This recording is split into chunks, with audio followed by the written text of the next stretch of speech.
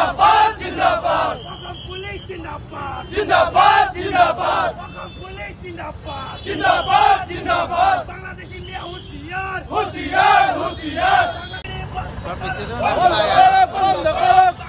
मियां होशियार होशियार होशियार बांग्लादेशी मियां होशियार होशियार होशियार हुकूमत बांग्लादेशी मियां दादागिरी न चलेबा ना चलिबा हुकूमत बांग्लादेशी मियां होशियार होशियार होशियार पुलिस जिंदाबाद जिंदाबाद जिंदाबाद पुलिस जिंदाबाद जिंदाबाद जिंदाबाद पुलिस जिंदाबाद আজি আমি প্ৰতিবাদী কাৰ্যসূচী এইটো কাৰণে লৈছোঁ যে আপোনালোকেতো গম পায় কালি খেলমাটিত লখিমপুৰ জিলাৰ খেলমাটিত কি এটা ঘটনা হৈ গৈছে। পুলিচে এজন অপৰাধীক থানালৈ ধৰি আনিলে। অপৰাধীজনো বাংলাদেশী মিয়াই হয়।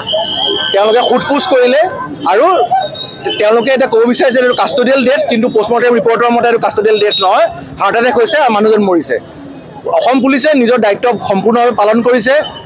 দায়িত্বত থকা বিষয়াকেইজনক ছাছপেণ্ড কৰিছে, এনকুৱাৰী দিছে, অফিচিয়েল এনকুৱাৰী দিছে, সকলো ঠিক হৈছে। সিমানখিনিলৈকে ঠিকে আছিলে, কিন্তু ৰাতিপুৱা 7 বজাৰ লগে লগে ওচৰৰ যিমানবোৰ বাংলাদেশী অধ্যুষিত এৰিয়া আছিলে জাকে জাকে তেওঁলোক ওলাই আহিলে আৰু আৰক্ষী থানাৰ ওপৰত এটেক কৰিছে, আৰক্ষীৰ যান বাহন ভাঙিছে, আৰক্ষী বিষয়াসকলৰ ওপৰত এটেক কৰিছে, সংবাদকৰ্মী যিসকল গৈছে তেওঁলোকক মাৰি আঘাতপ্ৰাপ্ত কৰিছে। এইটো কথা আমি এইটো কাৰণে ইয়াত আমি এইটো কথাই ক'ব বিচাৰোঁ যে আজিৰ পৰা 2 বছৰ আগতে 2022 চনত বটদ্ৰৱাতো একে কাণ্ড হৈছিল, গোটেই থানাটো জ্বলাই দিছিল। আমি সেইটো সময়তো প্ৰটেষ্ট কৰিছিলোঁ আৰু চৰকাৰে সেইটো সময়ত সেই বাংলাদেশী উপদ্ৰৱীসকলৰ ওপৰত একশ্যনো লৈছিল, তেওঁলোকৰ ঘৰ বুলডোজাৰ দি ভঙাই দিছিল। কিন্তু আমাৰ কিছুমান মানুহে যিসকলে অকল বাংলাদেশী মিয়াৰ ভোটৰ কাৰণে জীয়াই থকাৰ নিচিনা কৰে আৰু এছাম মইতো ক'ম কুবুদ্ধিজীৱী বুলি, তেওঁলোকে নিজকে বুদ্ধিজীৱী বুলি কয়, তেওঁলোকে সেই কথাটো মহামান্য আদালতৰ মজিয়ালৈ লৈ গ'ল আৰু চৰকাৰৰ হাত বান্ধি দিলে। আৰু তেতিয়াৰ পৰা মিয়াবিলাকে ভাবি ল'বলৈ ল'লে যে তেওঁলোকৰ অপৰিসীম শক্তি আছে আৰু তেওঁলোকক অসমত কোনেও ৰখাই থ'ব নোৱাৰে। যাৰে পৰিণতি হ'ল যে যোৱা মাহত আমি ধৰ্মীয় সমদল উলিয়াইছিলোঁ, আমাৰ ওপৰত তেওঁলোকে পাথৰবাজি কৰিলে, আমি একো নোকোৱাকৈ। কালি দেখিলে আপুনি খেলমাটিত হৈছে, কাইলৈ পৰিলে দেখিব আমাৰ ডিব্ৰুগড় সদৰ থানাতো তেওঁলোকে এটেক কৰিব পাৰে। মই চৰকাৰক এইটো আহ্বান জনাইছোঁ যে পুলিচৰ হাতত লাঠি দিছে, বন্দুক দিছে, কিন্তু তেওঁলোকৰ হাতখন বান্ধি নিদিব। এই বাংলাদেশী মিয়াবিলাকক কঠোৰ হাতেৰে দমন কৰিবলৈ তেওঁলোকৰ হাতত থকা লাঠি আৰু বন্দুক চলাবলৈ তেওঁলোকক শক্তি দিয়ক। আৰু এই বাংলাদেশী মিয়াবিলাকক যদি আমি এতিয়া বৰ্তমান সময় থাকোঁতে আমি কঠোৰ হাতেৰে দমন নকৰোঁ, কাইলৈ পৰহিলে তেওঁলোকে আমাৰ ঘৰত সোমাই পেলাই আমাক হত্যা কৰিবলৈ তেওঁলোকে কুণ্ঠাবোধ নকৰিব।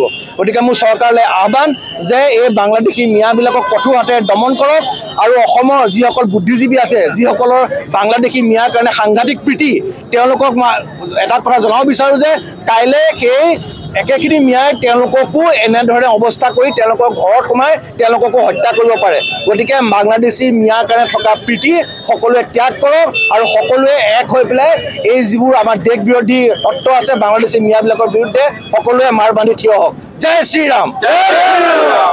এটা কি জম্মু কাশ্মীৰৰ নিচিনা ভাবিছে নেকি যে পাথৰবাজি কৰি আমি সহ্য কৰি থাকিম? এতিয়া কেতিয়া নহ'ব? উত্তৰ লখিমপুৰে যিটো পুলিচ থানাত কৰিছে এইটো কি ভাল কৰিছে? ইয়াতে এইটো কাশ্মীৰ নহয়, এইটো আমাৰ অসম হয়। আমিও অস্ত্ৰ ল'ব বাধ্য হ'ম, কিন্তু তেতিয়া চৰকাৰে আমাক ৰখিব নোৱাৰে। এতিয়া আমি সহ্য কৰি আছোঁ, যেতিয়া আমাৰ সহ্যৰ বান্ধ শেষ হৈ যাব তেতিয়া আমি অস্ত্ৰ ল'বলৈ বাধ্য হ'ম। কিন্তু এইকাৰণে আকৌ কৈছোঁ চৰকাৰৰ ওচৰত একদম আমাৰ অশেষ প্ৰাৰ্থনা যে এইবোৰ লগে লগে একশ্যন ল'ব লাগে আৰু তেখেতক শাস্তি দিব লাগে। ধন্যবাদ।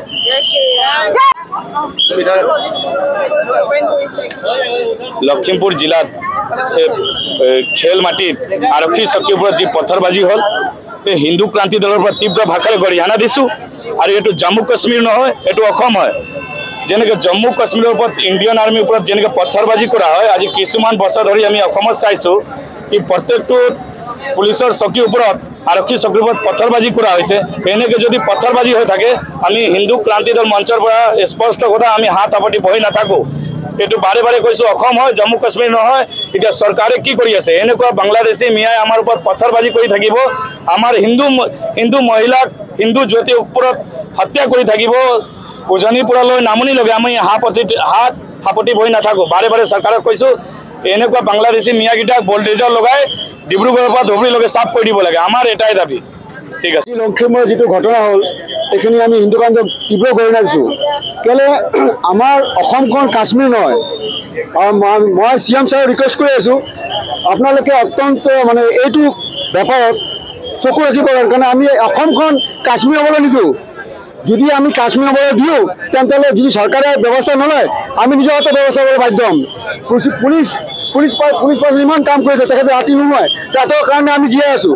এই পুলিচ পাৰ্চনৰ ওপৰত অত্যাচাৰ আমি সহ্য কৰিব নোৱাৰোঁ। আৰু আমাৰ হনুমান জয়ন্তী যিটো ঘটনা হ'ল, আমি শান্তিপূৰ্ণভাৱে ৰেলী কৰি আছোঁ, তাতে পাৰ্থবাজি হ'ল। এতিয়া আপোনাৰ কাশ্মীৰ এৰি আমাৰ অসমতে এইবোৰ পাৰ্থবাজি হৈ আছে, কিয় কাৰণে? এইটো কেলে বন্ধ নহয়? এইটো বন্ধ কৰাৰ প্ৰচেষ্টা চলাওক।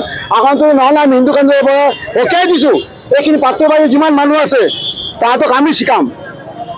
আমি কেনেকৈ ব্যৱস্থা ল'ব লাগে আমি ল'ম, কিন্তু চৰকাৰে ব্যৱস্থা কৰিব লাগিব, এইটো আমাৰ ডিমাণ্ড আছে। জয় শ্ৰীৰাম।